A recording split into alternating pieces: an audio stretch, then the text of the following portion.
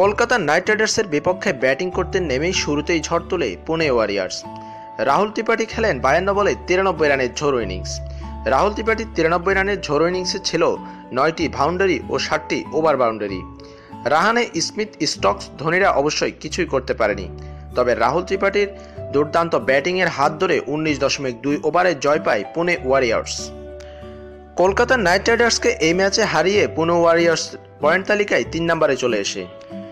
Eden গার্ডেনে Kolkata night রাইডার্সকে হারানোর পর পুনে ওয়ারিয়র্সের পয়েন্ট হয় 11 ম্যাচে 14।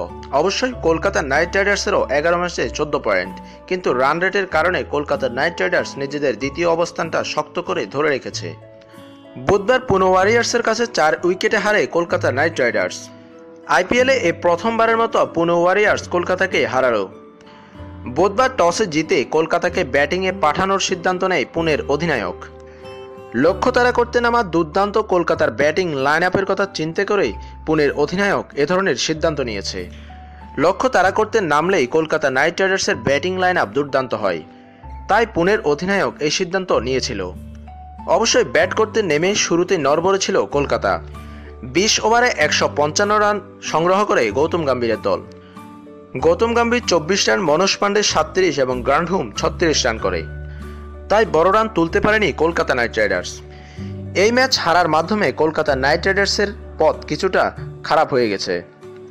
প্লে অফের রাস্তা এখনও পুরোপুরি নিশ্চিত হয়নি কেকেআরের, তাই খানিকটা চাপে রয়েছে গৌতম গম্ভীর। Kolkata Knight Riders